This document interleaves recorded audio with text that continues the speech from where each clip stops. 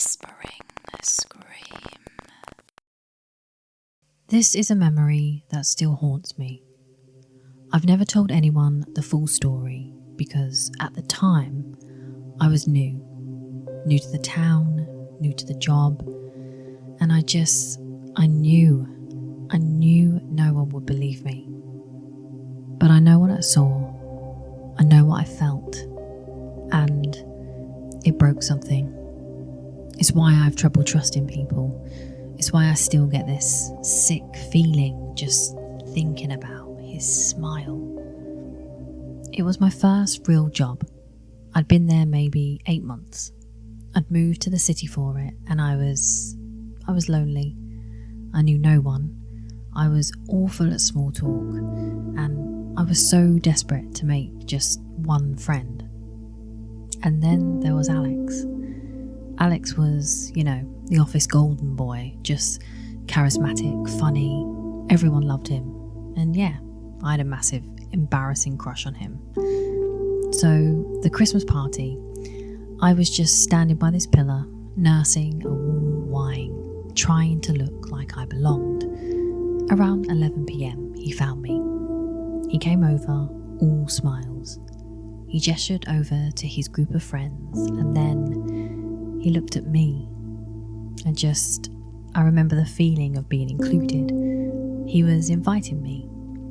He was talking about an after party at his place that a bunch of us were going to, and I nodded.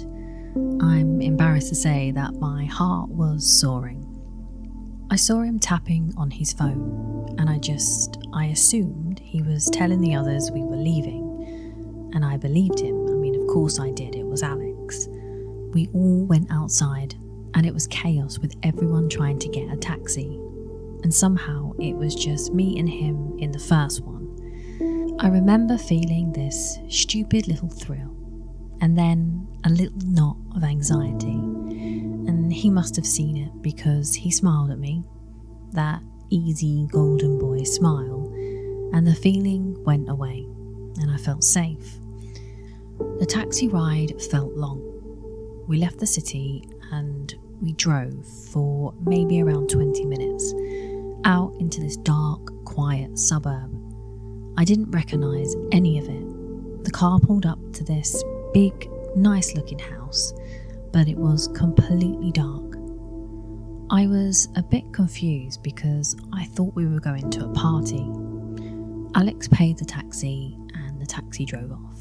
And then it was just us on this dark street. He unlocked the front door and held it open for me. I stepped inside and the house was cold. I looked around and I could see a sofa, but it had a plastic dust sheet on it. There was a dining table, but no chairs. There were no pictures, no coats hanging up, no signs of life whatsoever. It looked like a show home or a vacant house. I looked at Alex and he was smiling. He walked past me toward the dark kitchen and I followed him.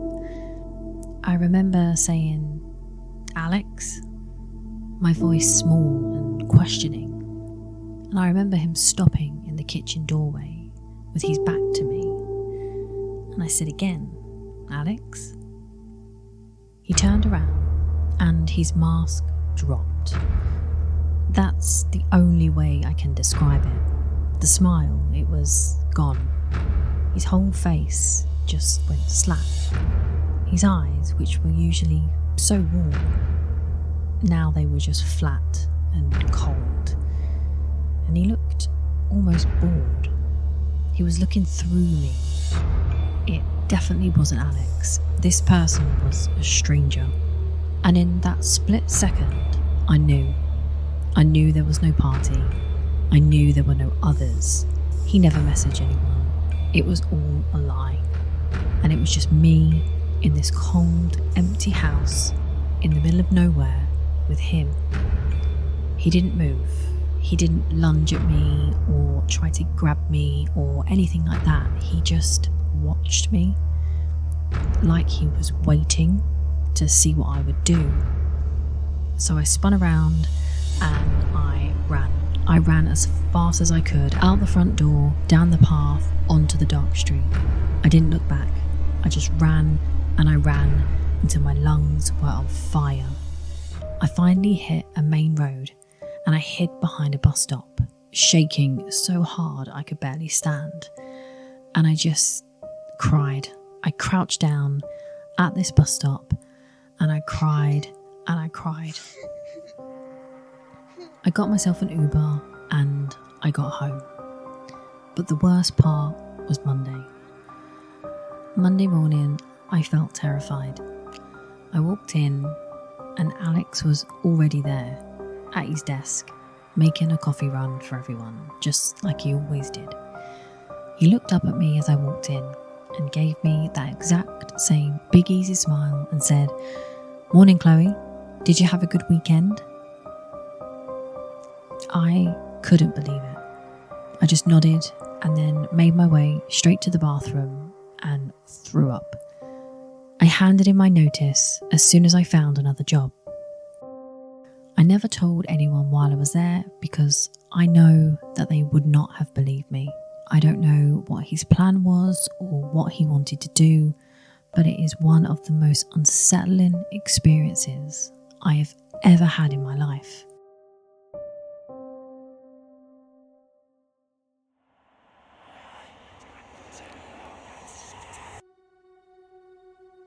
I've never been the type to scare easy. I've lived alone in big cities for 10 years. I'm the one my friends call to walk them home, so believe me when I say this rattled me. It was my second year at this marketing firm, and that meant the mandatory fun Christmas party.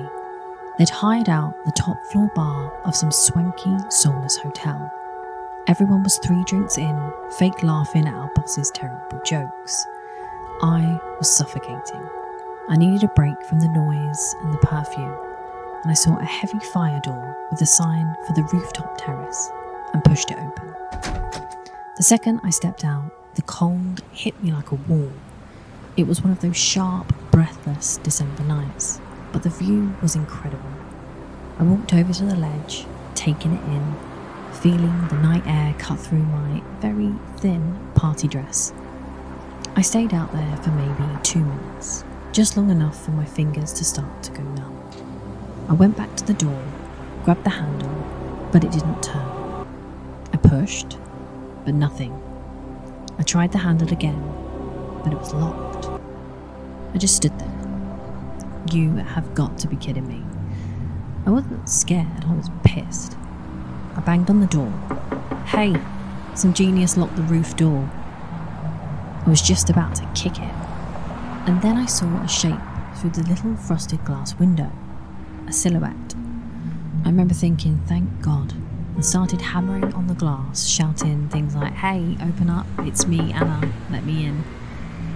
The person got closer, but the glass was too thick, and the light from the party was too bright behind them.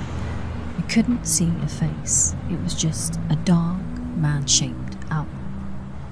I shouted something like, "I can see you, open the door," and it's freezing. But the silhouette didn't move, it just stood there, perfectly still. I was really annoyed now, and I banged harder on the door, shouting like, "What the hell, this isn't funny. Open the door." I banged on the glass, hard, right at the spot where the face would be. The figure didn't flinch, it just stayed there, inches from my own face, separated only by the glass, and it just watched me. I shouted and I called them every name I could think of. The silhouette just watched. I hammered on the glass until my fist hurt, just screaming at it. And then, very slowly, the shape turned and just walked away. I watched it dissolve back into the light and noise of the party. And that's when the panic hit. Not the, "oh no, I'm stuck" panic, but the real animal terror. My phone was in my bag, inside, and no one knew that I was out here. And it was cold. I was already shivering, but now I couldn't seem to catch my breath. I started banging on the door again, screaming, "Help, somebody let me in." but unless someone came close to the door, they weren't going to hear me. 10 minutes. That's how long I was out there. 10 full minutes in the freezing cold, screaming until my throat was raw. I was starting to cry, which made my face feel even colder, and suddenly the door was wrenched open. It was Jules from HR, looking horrified. She said something like, "Oh my God, Anna, we heard you. How did you get locked out?" And I remember shouting back like someone saw me, someone was there. And I pushed past her, and I was shaking at this point, and I could barely walk, I was so cold. The party music died, and everyone was staring at me. Jules helped me to a chair and wrapped her own coat around me. I scanned the room, looking for telltale signs of who it might have been. It could have been any of them, but there were no cameras on that door. I raised a concern with HR the next day, but what could I say? A shape watched me. Physically, I was fine, but psychologically, it really did a number on me. I would sit in meetings just staring at people thinking, was it you? Were you the one watching me freeze? I don't work at that place anymore, but I also never found out who it was, and that's what really gets me. It wasn't some sinister monster or a crazy stranger. It was one of them, and I still have no idea which one.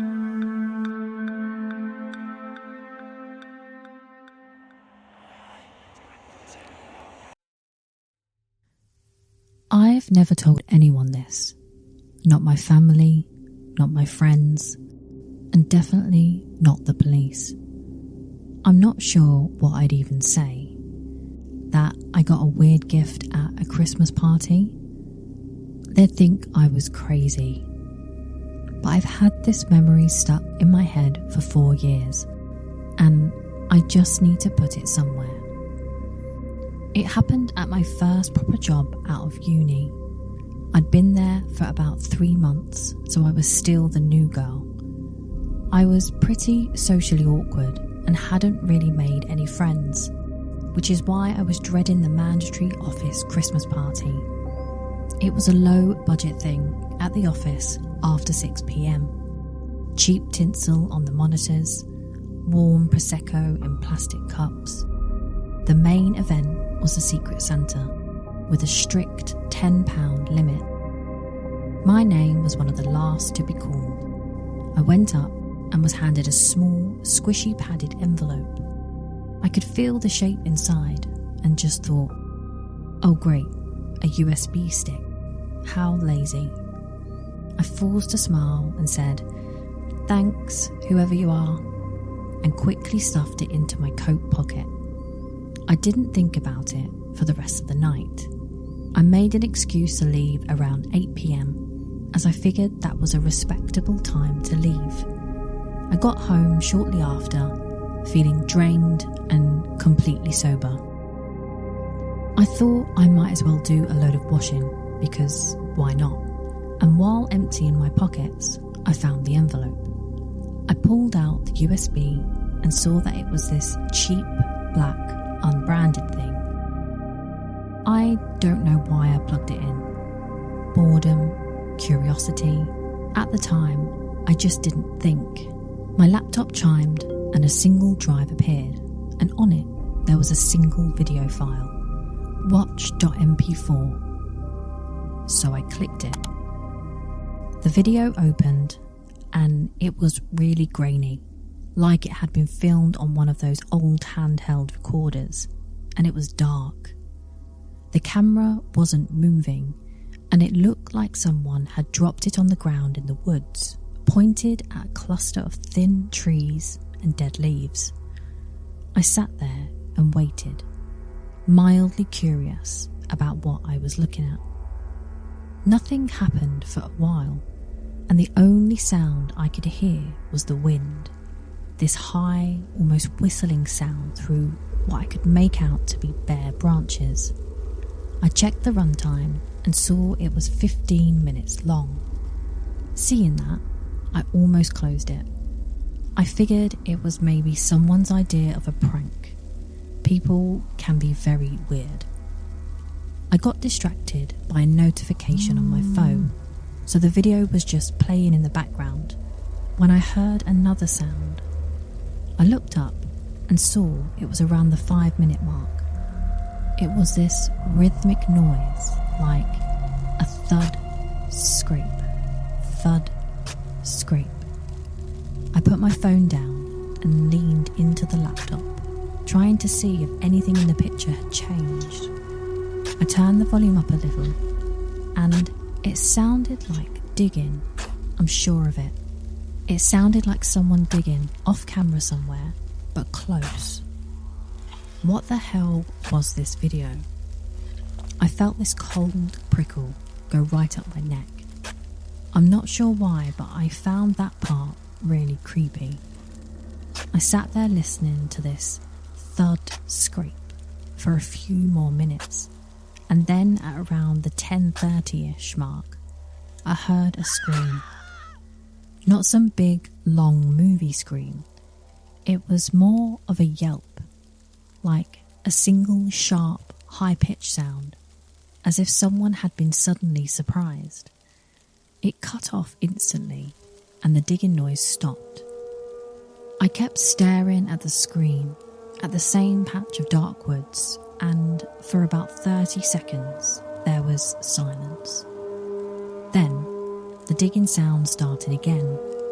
Thud scrape, but faster this time, and more frantic. The video kept going, still recording the same empty, dark woods for about another 5 minutes as the digging continued.